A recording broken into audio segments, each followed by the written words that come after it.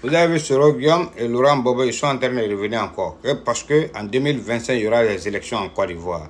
Donc, ils sont en train de revenir. Gbagbo, Laurent en train de pleurer, pleurnicher quand on écrit son nom sur la liste électorale. Soro Guillaume en train de créer un cadre de dialogue entre le président Ouattara pour qu'il puisse revenir en Côte d'Ivoire et être candidat. Vous voyez, il n'y a pas de problème entre un père et un fils. S'il y a la réconciliation, c'est très bien. Vous voyez. Mais pourvu que ça soit bénéfique, pourvu que ça ne replonge pas encore le pays dans des tueries encore. Parce que ces deux-là, partout où ils sont, c'est la violence, c'est les tueries. Vous voyez. Parce que moi, je pense que la Côte d'Ivoire n'a même pas besoin d'aller aux élections en 2025. Parce qu'aujourd'hui, la Côte d'Ivoire est en paix, il y a la tranquillité, il y a la sécurité. Ceux-là, quand ils vont venir, on va organiser des élections là, c'est des morts encore, on va compter. Vous voyez. Donc, je préfère qu'on ne parle même pas aux élections. Parce que celui qui vient vous parler d'élections ici en Côte d'Ivoire, c'est que la personne est votre ennemi. C'est que la personne veut vous tuer. La personne veut voir votre mort. Voilà. Donc, faites porter à la personne un kojo, celui qui vient vous parler d'élections. Parce qu'on est tranquille comme ça. On va organiser des élections avec ces gens-là encore. Mais c'est des morts encore qui vont compter. Quand on va compter, vous voyez. Donc, il faut quitter dans ça aujourd'hui. Parce que ces gens-là, aujourd'hui, ils disent qu'ils vont aller marcher le 13 novembre devant l'ambassade. Les gens de GPS et puis les gens de PPACI, là. Mais j'aimerais dire aux gens de GPS, ceux-là, ils ne vous aiment pas les gore. Parce qu'ils sont en train de s'accrocher à vous pour avoir votre soutien. Mais quand ils sont en train de parler de match-retour, là, match-retour, là, mais c'est bel et bien de Soro Guillaume qui sont en train de parler. Hein.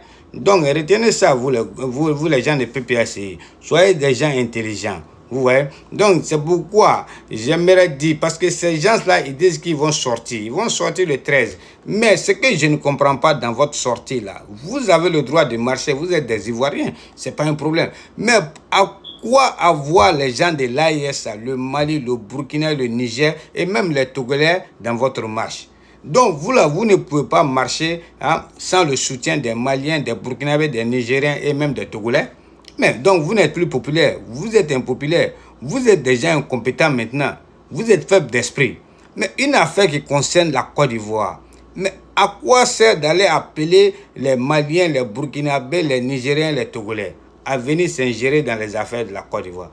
Mais il faut arrêter ça, il faut quitter dans ça. Hein? Faites votre marche, vous êtes des Ivoiriens. Si vous êtes populaire, vous avez la force, allez-y marcher. Mais n'appelez pas les Burkinabés, les Maliens, les gens de l'AES et puis les Togolais à vous joindre dans votre marche. Hein? C'est que vous n'êtes pas populaire. Voilà, c'est que vous n'êtes pas puissant. Ouais. Donc j'aimerais dire à tous les Ivoiriens de montrer à ses opposants, à ses ennemis de la Côte d'Ivoire, à l'Afrique et au monde entier que vous êtes la Côte d'Ivoire, que vous êtes prêts pour votre pays, que vous êtes prêts pour votre président. Mais c'est ça la réalité. Ouais. Parce que l'espoir d'un enfant, c'est sa maman. Voilà. L'espoir d'un pays, c'est son peuple. Et l'espoir du président Ouattara, c'est le peuple ivoirien. Parce que c'est comme l'espoir d'un poisson, c'est le fleuve, c'est la mer, c'est l'eau en général. C'est ça l'espoir d'un poisson. Donc, c'est pour dire au président Ouattara que nous sommes avec lui aujourd'hui, nous sommes avec lui demain. Nous sommes avec lui jusqu'à Las Caras. Président à vie, nous sommes avec lui jusqu'au paradis. C'est simple. Parce que quand vous voyez aujourd'hui la Côte d'Ivoire, mais la Côte d'Ivoire est en voie d'être la première puissance économique de l'Afrique de l'Ouest. Mais comparez le PIB de la Côte d'Ivoire aux pays limitrophes de la Côte d'Ivoire, vous allez comprendre. Il n'y a même pas de débat. Hein? Il n'y a même pas de débat.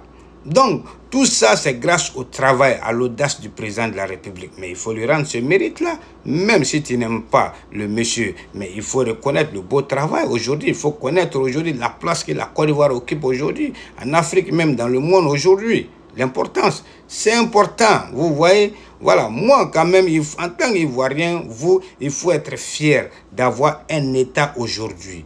Hein? Un État fort qui est en train d'accompagner ces institutions. Mais quand tu vas parler de ça, ces gens-là, ces moutons-là, ils vont te dire que le pays est endetté. Oui, le pays est endetté. On prend une dette pour se refinancer et non pas pour rembourser seulement. Vous avez compris?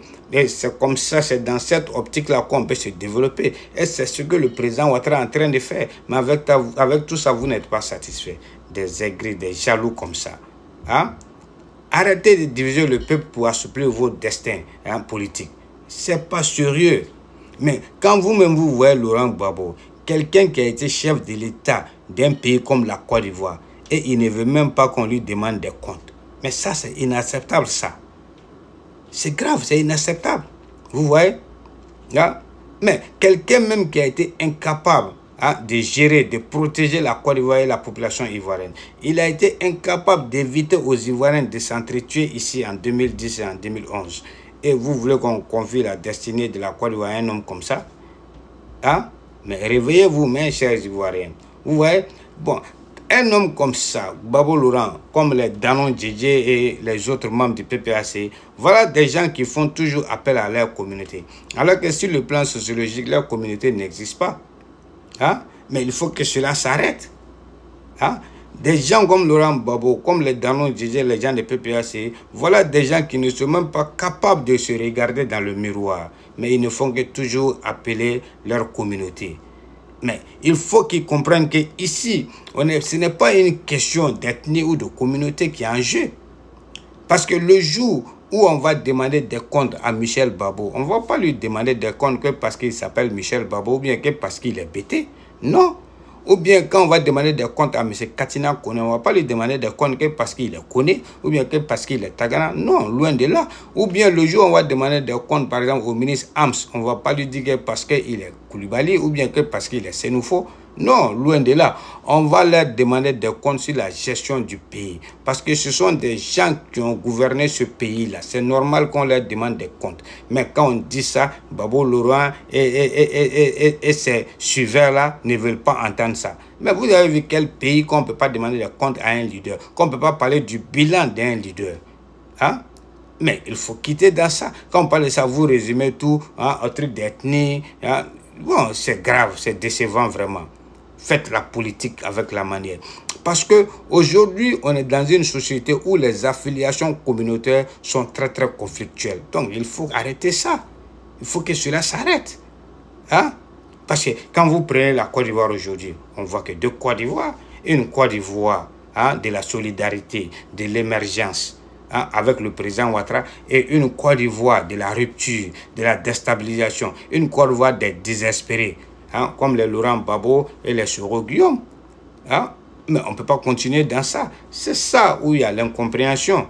Donc il faut sortir dans ça maintenant. Il faut faire la politique avec la manière. Voilà, avec des programmes. On ne peut pas baser notre politique sur des trucs communautaires, sur des trucs d'étrangers. Non, on évolue, le monde a évolué. Vous voyez? Mais j'aimerais vous dire ici, si Soro Guillaume veut revenir dans la République, si Soro Guillaume veut prendre conscience, il veut se retourner, il veut la réconciliation, tant mieux. Il n'y a rien de beau que de voir un enfant et son père se réconcilier. Il n'y a rien de plus beau que cela. Mais que ça soit une réconciliation vraie, que ça soit dans l'honnêteté, que ça soit aussi bénéfique pour la Côte d'Ivoire. Pour que la Côte d'Ivoire avance dans la paix, dans la tranquillité. C'est tout ce qu'on demande à Soro Guillaume. Voilà, sinon les gens ne peuvent pas essayer là. Leur match et retour, ils parlent bel et bien de Soro Guillaume. Donc retenez ça les gens de GPS. Ils ne vous aiment pas, ces gars-là. Eux, ils n'aiment personne. Vous avez compris? Voilà. Soro Guillaume, il est ivoirien. C'est normal qu'il rentre en Côte d'Ivoire. C'est le fils du président Ouattara. Il est RHDP. Nous sommes des frères. Nous sommes même famille. Donc, songez à cela. Il n'y a pas de problème. S'il revient avec de bonnes intentions, il n'y a pas de problème. Pour moi, vous voyez, c'est la vie. Un père et un fils, il n'y a rien de plus beau que de les voir se réconcilier. Vous avez compris? Mais allez dire à Suleiman Babo, aux gars et aux gens de GPS de Soro Guillaume là, que les réseaux sociaux ne sont pas des bureaux. Parce que ces gens-là, TikTok est en train de les rendre fous.